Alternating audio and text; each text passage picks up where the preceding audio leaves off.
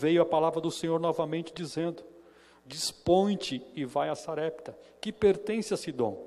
Demora-te ali, onde ordenei a uma mulher viúva que te dê comida. Então ele se levantou e se foi a Sarepta. Chegando à porta da cidade, estava ali uma mulher viúva, apanhando lenha.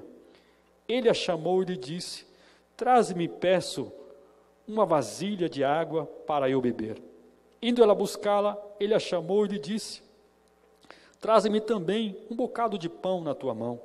Porém ela respondeu: tão certo como vive o Senhor teu Deus, nada tenho cozido, há somente um punhado de farinha numa panela e um pouco de azeite numa botija. Vês aqui, apanhei 2 cavacos e vou preparar esse resto de comida para mim e para meu filho, comê-lo-emos e morreremos. Elias lhe disse: não temas, vai e faz o que disseste, mas primeiramente para mim um bolo pequeno, traz-o aqui fora, e depois fará para ti mesmo e para teu filho. Porque assim diz o Senhor Deus de Israel: a farinha da tua panela não se acabará, e o azeite da tua botija não faltará, até o dia que o Senhor fizer chover sobre a terra. Foi ela e fez segundo a palavra de Elias. Assim comeram ele, a sua casa e sua casa por muitos dias. Da panela a farinha não se acabou, e da botija o azeite não faltou, segundo a palavra do Senhor, por meio do profeta Elias. Depois disso, adoeceu o filho da mulher, dona da casa, e a sua doença se agravou tanto que ele morreu. Então ela disse a Elias: que fiz eu, homem de Deus? Vieste a mim para trazeres a memória da minha iniquidade e de matares o meu filho? Ele lhe disse: dá-me o teu filho. Tomou o filho daquela mulher nos seus braços e o levou para cima, ao quarto da parte superior da casa, onde ele hospedava, e deitou em sua cama. Então Elias clamou ao Senhor e disse: ó Senhor meu Deus, também até essa viúva com quem me hospedo afligiste matando-lhe o filho? Estendendo sobre ele 3 vezes sobre o corpo do menino, clamou ao Senhor e disse: ó Senhor meu Deus, rogo-te que faças a alma desse menino tornar outra vez a vida dele. E o Senhor atendeu a voz de Elias, e a alma do menino tornou a entrar nele, e ele reviveu. Elias tomou o menino e o trouxe do quarto à casa, e o deu à sua mãe. Ele disse: vê, teu filho vive. Então a mulher disse a Elias: nisto conheça agora que tu és homem de Deus, e que a palavra do Senhor na tua boca é verdade. Amém? Eu quero nessa noite, meus queridos, compartilhar com vocês esse texto, que a gente possa aqui nessa noite, aí você na sua casa, você que está aí com a sua família, você que está nos assistindo nas mais diversas partes do mundo, né, que você possa compartilhar conosco, né? A nossa introdução aqui nessa noite é o seguinte: um dos poderes mais avassaladores para a destruição de uma pessoa é o desespero. Quando a pessoa fica desesperada, ela perde todo o sentido da vida, ela perde toda a noção, né? O desespero é um dos maiores contribuintes para o alto índice de suicídio, pois o que leva uma pessoa a tirar a sua própria vida nas formas mais diversas possíveis é o desespero. O desespero faz com que as pessoas morram afogadas nos rios, nos lagos, nos mares. A maioria das vezes não é que o mar esteja bravio, ou as ondas estejam sugando, é que vem o desespero e as pessoas não conseguem raciocinar. O desespero é aquele segundo em que a minha mente deixa de dizer a mim mesmo que vale a pena continuar lutando. O desespero faz isso. O desespero é o refugiado de guerra, que não sabe como vai alimentar os seus filhos e que estão morrendo de fome, e ele olha para a sua mulher, olha para a sua mulher que está amamentando, com os peitos flácidos, esquelética, ele não sabe o que fazer. Isso chama-se desespero. Desespero é o homem de negócios no Brasil, que essa semana e daqui para frente, que vê a sua empresa e não sabe o que fazer diante da situação, como que ele vai pagar os empregados, como que ele vai honrar os seus compromissos, como que ele vai manter a sua família, né? As contas estão chegando e vão chegar, né? E como é que ele faz isso? Ele vê muitas vezes sem nenhuma saída, como que ele vai fazer? Isso chama-se desespero. Desespero é a criança que tem um pai alcoólatra, que espanca quando chega em casa, alcoolizado ou mesmo drogado, e a criança não sabe o que fazer. Isso chama-se desespero.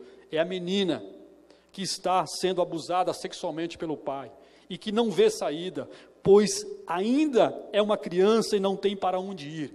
Isso chama-se desespero. Desespero é o doente no hospital público, que nem imagina como que ele vai sobreviver no próximo momento de dor.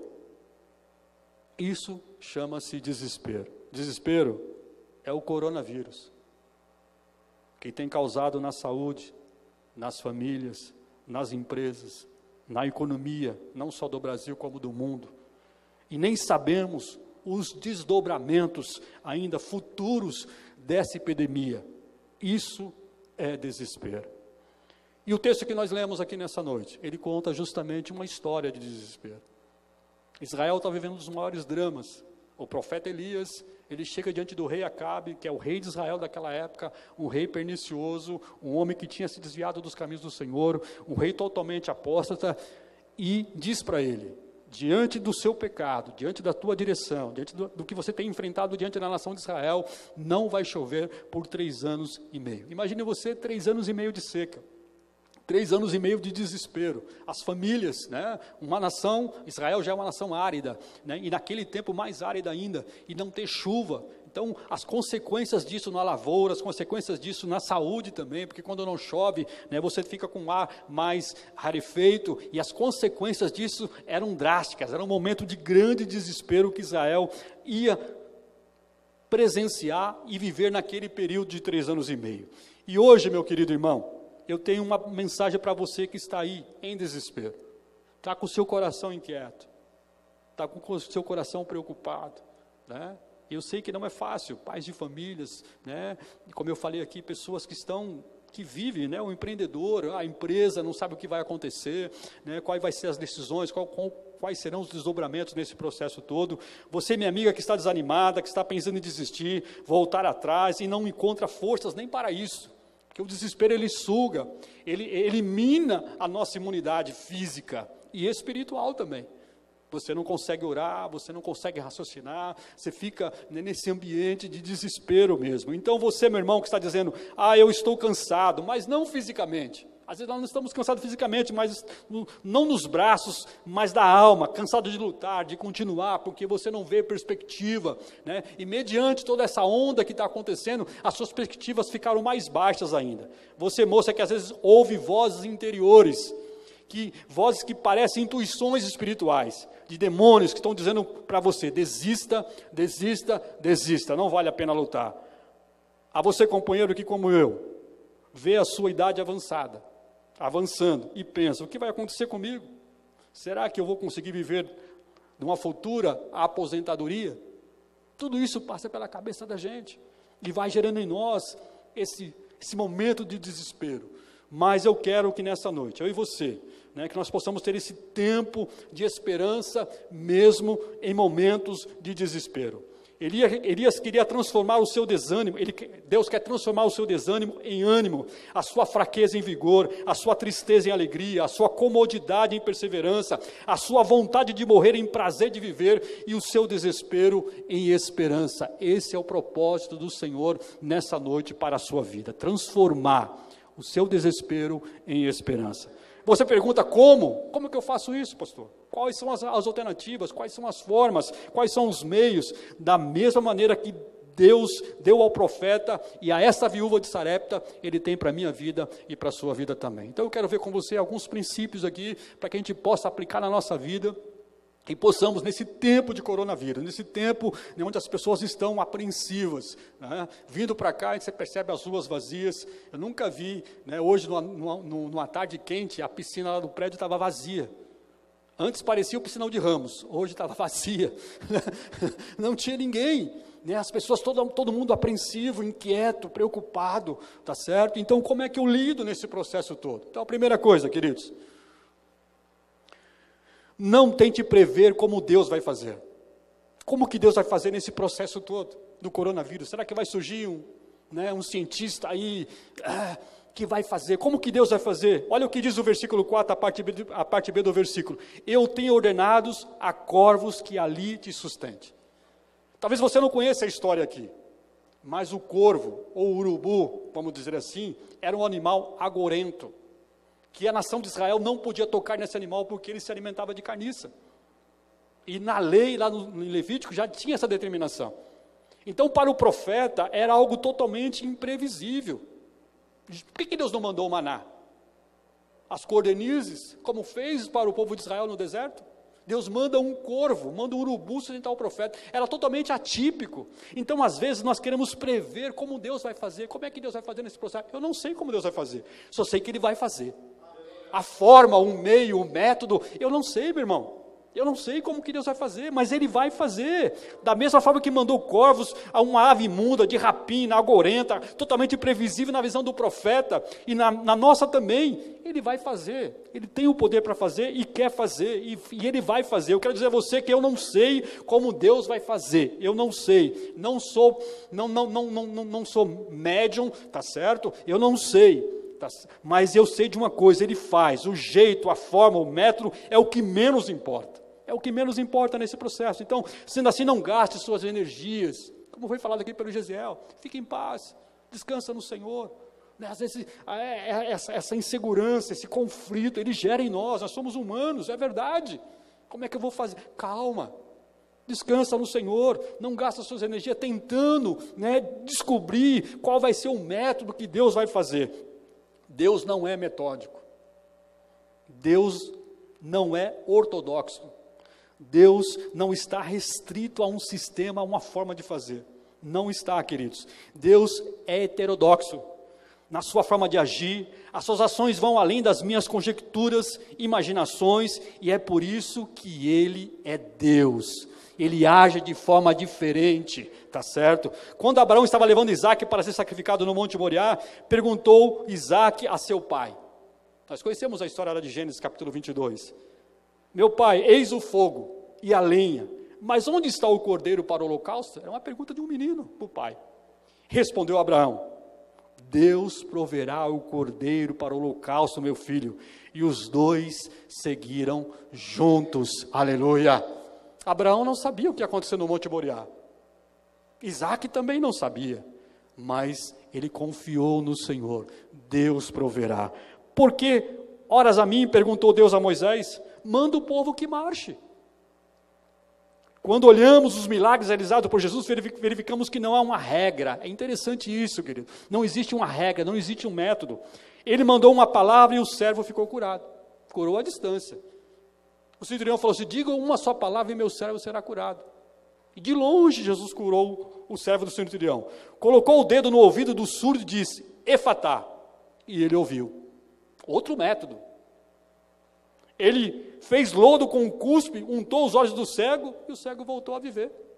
Método totalmente diferente. Supriu as necessidades da multidão com o milagre do compartilhar. Pastor, como vai ser? Volto a dizer, eu não sei como vai ser, como Deus vai fazer, eu não sei. Mas eu quero e creio no que está em Efésios capítulo 3 e o verso 20. Ora, aquele que é poderoso para fazer tudo, muito mais abundante, além daquilo que pedimos ou pensamos, segundo o poder que em nós opera. Eu vou repetir, ora, aquele que é poderoso, Ele é poderoso para fazer tudo, não é alguma coisa não, tudo, muito mais abundante, além daquilo que pedimos ou pensamos, segundo o poder que em nós opera. Então não tente prever, como que vai ser, de que forma vai ser, e nessa noite, descansa no Senhor. Elias jamais esperava que seria um urubu que iria trazer alimento para ele. Foi o primeiro delivery da Bíblia. Sabia? Delivery. Deus criou o delivery. Eu fico imaginando a cena, irmãos. Nas garras do urubu, a carne, no bico o pão, trazendo para o profeta. Da onde vinha? A Bíblia não fala de onde vinha, mas ele tinha carne e pão todo dia. Todo dia. Imagina o profeta deitado e daqui a pouco descia o urubu com aquelas azonas bem grandonas assim, né? Ele não ia comer? Ele tinha que comer. Não tente prever como Deus vai fazer. Em tempos de desespero, Não tente prever como Deus vai fazer. Ele vai fazer. Segunda coisa que nós aprendemos aqui nesse texto. Versículo 12, a parte D do versículo. Em tempos de desespero, não se acomode diante do que parece irremediável. Vou repetir. Em tempos de desespero, não se acomode diante do que parece irremediável. A fim de que comamos e morramos. Talvez você fale assim, não tem mais jeito. Não vou fazer mais nada. Vou me acomodar e deixar as coisas acontecer. Não faça isso. Não faça. O que nós lemos aqui no versículo 12 é algo interessante. Quando Elias sai do ribeiro de Querite e vai até Sarepta, a Bíblia diz aqui no texto que nós lemos que ele chegou na porta da cidade. Havia uma mulher viúva, catando alguns cavacos, e Deus fala com o profeta assim, essa mulher que vai te sustentar. É coisa muito louca, irmãos. Eu fico pensando no profeta, falou, Deus, fala de novo aí, porque essa mulher, ela não tem nem para ela. Como que ela vai me sustentar? E ela é viúva. Imagine o profeta se sentindo constrangido de uma viúva cuidar dele, irmãos. E eu sempre acreditei que é o seguinte, que na realidade foi Elias que abençoou a mulher. Né? A gente sempre tem essa percepção, mas na realidade a mulher abençoou a vida dele. Né? E ele ficou hóspede ali, não sabemos por quanto tempo que Elias ficou hóspede ali na casa daquela mulher. Né? Mas o que eu quero pensar com você, em tempos de desespero não se acomode diante do que parece irremediável. Não é que há poder em suas palavras, não é isso como ensina essa teologia do pensamento positivo. Né? Não é que você vai atrair energias negativas, como ensinam os esotéricos. Não é isso. Tanto que se isso fosse verdade, a mulher e a criança teriam morrido. Se esse negócio de poder das palavras fosse verdadeiro, a mulher falou, nós vamos comer e vamos morrer. Ela tinha isso na mente dela, estava muito claro. Ela falou, é a nossa última refeição. Eu tenho que falar para o filho, filhão, hoje é a nossa última refeição. Nós vamos comer e vamos morrer. Não temos mais nada, acabou tudo. Uma recessão. Imagine você isso em Sarepta, que era um país estrangeiro. Imagina como é que estava em Israel, irmãos. A situação era infinitamente pior, tá certo? E aquela mulher não tinha nada mais para comer, era a sua última refeição. Mas é que quando você diz palavras de derrota, você para de lutar, antes de que você jogue a toalha no chão, né, não faça isso. Deus tem uma palavra de escape para a sua vida, Deus vai renovar as suas forças, vai te animar, né, o the end da sua vida ainda não foi escrito, né, enquanto há vida, há esperança. Então nessa noite, no nome do Senhor Jesus, em tempo de desespero, não se acomode, não jogue a toalha. Deus vai dar um momento de escape para a sua vida. Eu fico imaginando Elias lá, o ribeiro secando, tá certo? Porque até então o corvo trazia apenas pão e carne, a água não tinha mais, a água estava secando do rio de Querite. Mas Deus faz com que ele saia daquele local e vai até Sarepta. Ele não se acomoda, ele ouve a palavra do Senhor. Então que nessa noite, talvez você esteja aí preocupado, o que vai ser essa semana de mim, pastor? Como é que eu vou fazer? De que forma que eu vou agir? Né? Eu estou apreensivo. Descansa no Senhor, não se acomode, faça a sua parte, trabalhe, Deus vai te dar estratégia, vai te dar direção, né? Senhor, como é que eu faço? Ore ao Senhor, Senhor, eu vou fazer a minha parte, não vou me acomodar, vou me dar estratégia, como é que eu faço para enxugar os meus custos, como é que eu faço para fazer esse tipo de coisa, né? Deus vai te dar estratégia, mas não se acomode, tá certo? Que em tempo de desespero vai vir uma estratégia de Deus para a sua vida, para que você possa sair, né, nesse período de desespero, ter esperança futura para a sua vida. Terceira coisa que nós aprendemos aqui nesse texto, queridos, em tempo de desespero, aprendemos que Deus tem o poder para tornar o pouco que temos e multiplicar.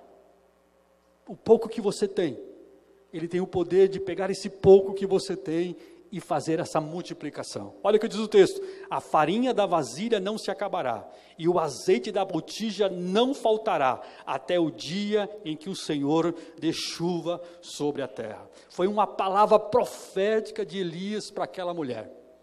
A farinha não vai acabar, e o azeite também não vai terminar da sua botija. Eu fico imaginando esse texto, todo dia a mulher ia lá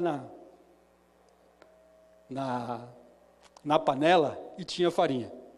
Imagine você espeja o azeite, espeja, e o limite continua o mesmo. Já imaginou isso, queridos? Coisa tremenda, de Deus cuidando em tempo de desespero. Nós temos que aprender, saber disso, que Deus pode transformar o pouco que você tem e multiplicar. E Ele multiplica mesmo. Ele multiplica, te dá estratégia, te dá sabedoria, te dá graça, né? Deus vai fazer, e eu preciso crer nisso. Então, não tente poupar o favor de Deus como se poupa dinheiro. Não, Deus vai fazer alguma coisa, vai te dar estratégia, vai te dar sabedoria, e vai multiplicar esse pouquinho que você tem, às vezes no caixa da sua empresa, às vezes no seu caixa também, né? Porque pegou todo mundo de surpresa, irmãos. Ninguém previa isso que ia acontecer, né? Ninguém sabia. Então imagine você, né, o pequeno empreendedor, né, que não tem nem caixa para poder, não tem fugiu, capital de giro, né, capital de giro. Né, as big boss aí, empresas big boss, tem caixa, consegue sobreviver. Agora o pequeno empresário, né, ele não consegue, o empreendedor ele não consegue. Estava conversando com a Lídia vindo para cá. Né, você imagina o dono de Lava Rápido? A empresa que eu trabalho do lado tem um restaurante, filho. Ele vive dos funcionários que almoçam lá, quer dizer, todo mundo está em casa. Essa semana, desde quarta-feira, muitos funcionários da empresa, tem 200 e poucos funcionários, só tinha 10 lá, parecia The Walking Dead, né? 10 pessoas num prédio imenso daquele lá. As pessoas não vão comer no restaurante, então você tem todo um efeito cascata, né? Nesse processo todo que está sendo desenvolvido. Mas eu preciso crer que o pouco que eu tenho, Deus faz multiplicar. Aquela mulher, ela tinha o azeite e tinha a farinha, mas não faltou o azeite, não faltou a farinha na sua casa por muitos dias, como disse o profeta aqui. Que eu e você, nós possamos crer nisso. Na oração dominical de Jesus, é interessante, ele diz assim, o pão nosso de cada dia. Quando o povo estava no deserto, eu gosto muito desse texto, né? O povo está no deserto, e Deus falava o seguinte, ó, o maná, tem que pegar uma refeição por dia. E na sexta, tinha que ser 2 porções. E lá tinha os incrédulos, né? Quando Deus mandou o maná, que eles falaram assim, vai que amanhã não vem, então eu vou pegar para amanhã. E sabe o que acontecia com o maná? Dava bicho. Porque é essa dependência do Senhor, eu dependo dEle. E aí você vê pessoas que, né, de uma hora para outra a vida mudou, irmãos. De uma hora para outra a vida mudou das pessoas. Eu estava conversando com a Lília hoje, né? Imagina as pessoas que planejaram o seu casamento, agora para o mês de março, para o mês de abril. Rapaz trabalha comigo, tinha programado para ir para os Estados Unidos, era o sonho dele ir para a Disney. Comprou, pagou, tudo planejado. Né? E de uma hora para outra mudou, porque você não tem o controle da situação.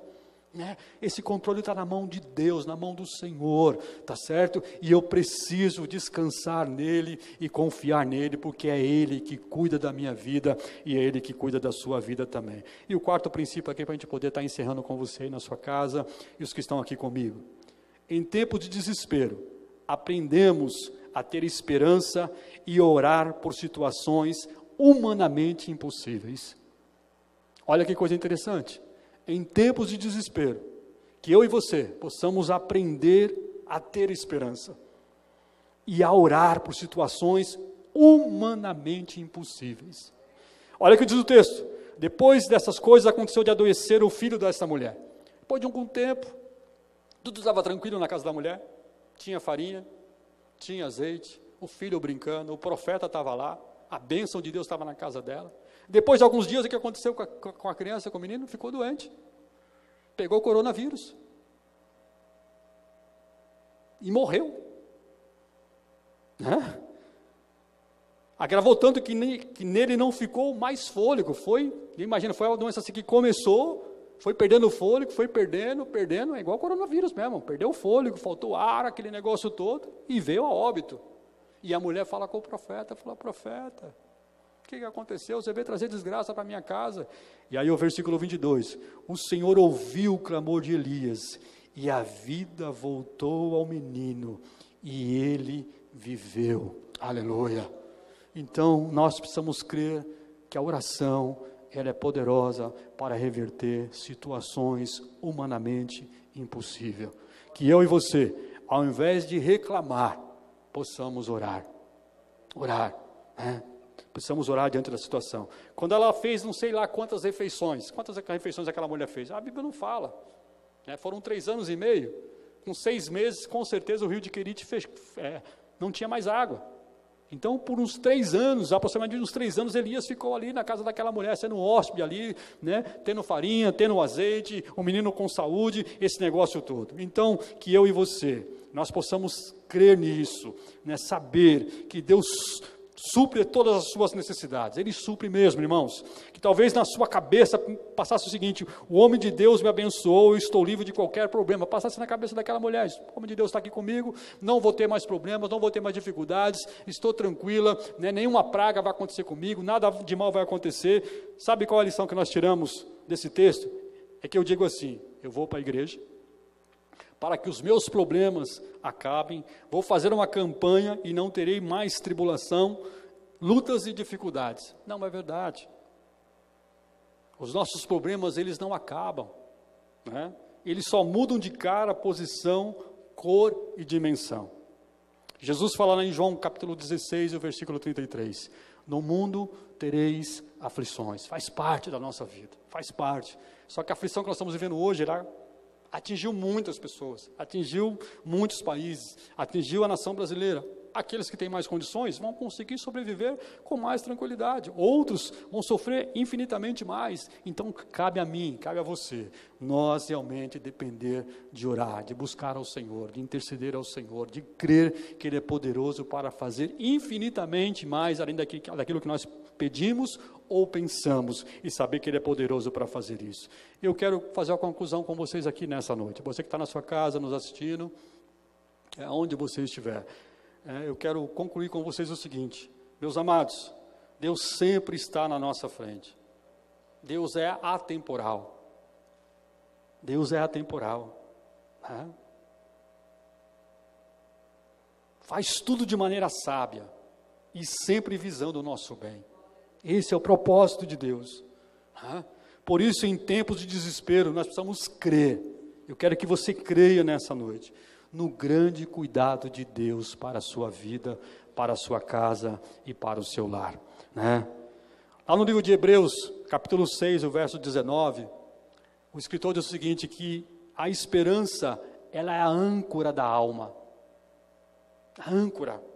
Eu gosto muito dessa expressão, a esperança é a âncora da alma. Quando o mar está bravio, quando as ondas estão revoltas, primeira coisa que o comandante do navio diz: lançar âncora, porque ela que vai dar sustentação na embarcação, vai suprir, né, os solavancos do mar bravio.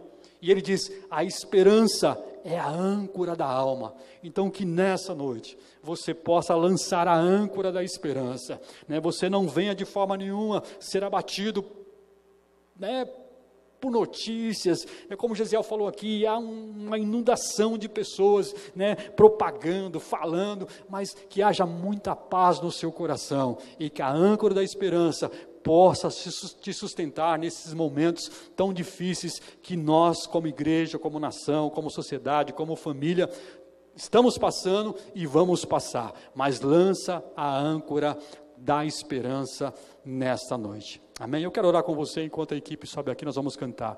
Pai, no nome de Jesus, diante dessa palavra que nós ouvimos nessa noite, ao meu irmão, à minha irmã que está nos ouvindo lá na sua casa, no celular, no iPad, conectou na televisão para ter uma imagem melhor, está sentado no seu sofá nesse momento, ó Deus, que haja muita paz no coração deles, que eles venham entender e compreender e crer que Deus está no controle de todas as coisas.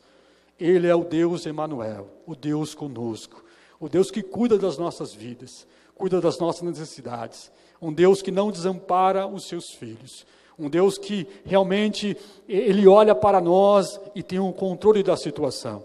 Assim como nós vimos na história que acabamos de comentar em 1 Reis, capítulo 17. Elias estava sendo sustentado pelos corvos. Depois, uma mulher sem condições financeiras nenhuma, supre a sua necessidade também. Que eu e você nessa noite, possamos lançar as nossas inquietações, as nossas ansiedades, as nossas preocupações, É lógico, nós não vamos nos acomodar de forma nenhuma. Deus vai te dar estratégia, Deus vai te dar sabedoria. Você, meu irmão, que tem um pequeno negócio, você que trabalha numa empresa privada, está preocupado também, que nesta noite, que a paz do Senhor Jesus venha exceder o seu coração, que as suas finanças, Deus possa te dar sabedoria e graça para suportar esse período, te dar estratégia também, mas que você creia, que você saiba que é Deus que cuida de mim e de você nessa noite. Cante conosco.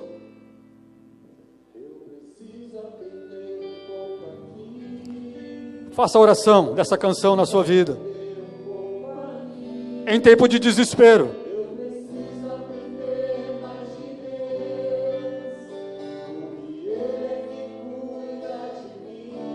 Cuida mesmo.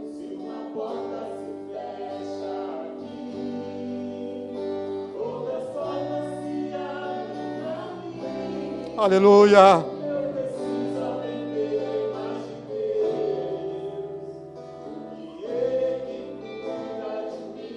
Declare aí, cante conosco. Ele cuida mesmo.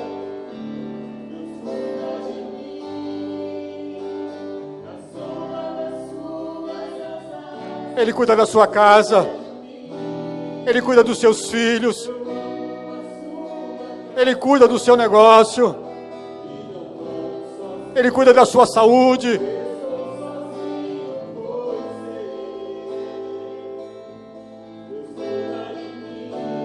Aleluia. Cuida mesmo, Senhor. Cuida do seu coração que está apertado, inquieto.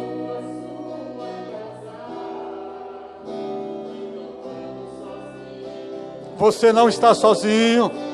Ele é o Deus Emanuel, o Deus que caminha junto.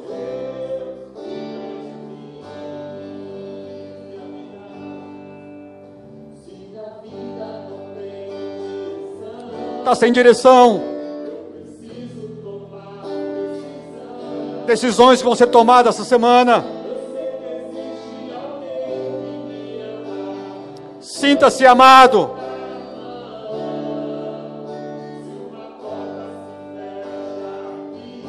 Aleluia.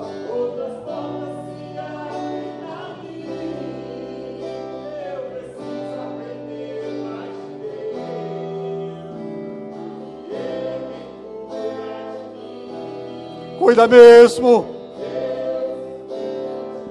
Cuida, Senhor, cuida do teu povo, cuida da tua igreja. Cante conosco. Aleluia.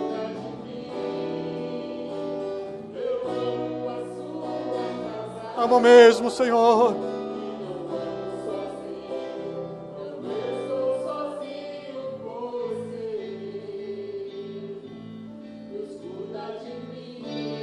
Cuida, Senhor, das nossas vidas.